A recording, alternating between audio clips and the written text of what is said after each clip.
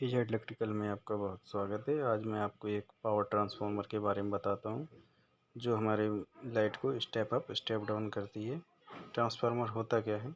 Transformer एक हमारा static device है, यानी कि स्थायी मशीन है जो कि वोल्टेज और करंट के लेवल को कम या ज़्यादा करने के काम आती है, वो भी दी हुई फ्रिक्वेंसी पर, यानी कि जो हमारी इंडिया में फ्रिक्वेंसी चल रही है। हमारे इंडिया की फ्रिक्वेंसी 50 हर्ट्ज रहती है। आइए मैं आपको ट्रांसफार्मर के पार्ट्स के बारे में बताता हूँ।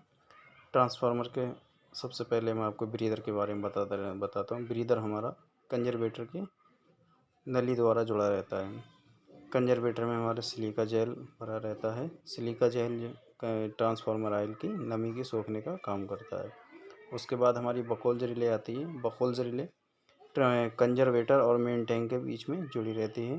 बकोल्स रिले का काम ये होता है कि हमारा ट्रांसफार्मर में कोई शॉर्ट सर्किट या फिर ओवरलोड या कोई और फॉल्ट हो रहा है तो ये हमारे अलार्म दे देगी। इसी काम हमारे बकोल्स रिले का रहता है। कोई फॉल्ट आने पे ये अलार्म दे देती है। उसके बाद हमारा रेडिएटर आता है। रेडिएटर का काम क्या होता है? रेडिएटर हमारे मेन टैंक से ही जुड़ा रहता है। इसका काम ट्रांसफार्मर को कूलिंग देना होता है। इससे हमारे ट्रांसफार्मर को कूलिंग मिलती है। उसके बाद हमारा आता है transformer oil. Transformer oil main tank के अंदर ट्रांसफार्मर ऑयल रहता है जो बाइंडिंग से टच होता है, मतलब बाइंडिंग ट्रांसफार्मर ऑयल में रहती है। ट्रांसफार्मर ऑयल कई टाइप का होता है। एक नेफ्थॉल होता है, सिंथेटिक होता है, मिनरल ऑयल होता है। ये सारे ट्रांसफार्मर ऑयल हमें यूज किए जाते हैं। अब मैं आपको ट्रांसफार्मर कोर के बारे में बताता हूँ। ट्रांसफार्मर कोर क्या होती है? ट्रांसफार्मर कोर एक सिलिकॉन स्टील की बनी होती है जिसका साइज 0.35 से 0.5 mm तक होता है। कोर में ही हमारा कोर लॉस होता है। कोर के ही अंदर हमारा आयरन लॉस होता है। अब मैं आपको ट्रांसफार्मर बाइंडिंग के बारे में बताता हूँ। ट्रांसफार्मर बाइंडिंग हमारी कॉपर बाइंडिंग होती है। कॉपर लॉस ही हमारे कॉपर बाइंडिंग के अंदर होता है। कॉपर बाइंडिंग 3 होती हैं, 3 फेस R/B। ये तीनों बाइंडिंग 120 फेस अंतराल पर होती हैं।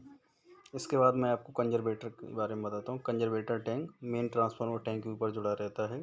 इसके अंदर आधा में ऑयल भरा रहता है ताकि जिससे हमारे अगर ट्रांसफार्मर में तेल गर्म हो रहा है तो ये ऊपर या बाहर ना निकले, इसलिए हम कंजर्वेटर को आधा ही टैंक भर देते हैं ऑयल से।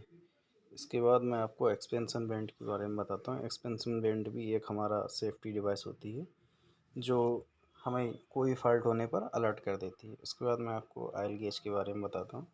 ऑयल गेज ये हमारे टैंक के ऊपर ही लगा रहता है। हमारे कितना इसमें ऑयल है उसको ये शो करता है। थर्मोमीटर थर्मोमीटर एक हमारा टेम्परेचर डिवाइस है जो ये बताता है कि इसका कितना टेम्परेचर है।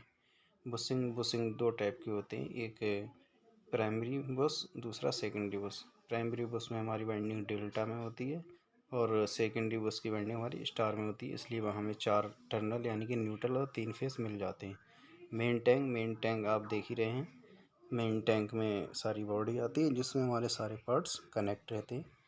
आपको अगर ये जानकारी अच्छी लगे तो चैनल को सब्सक्राइब कर दीजिएगा। Thank you.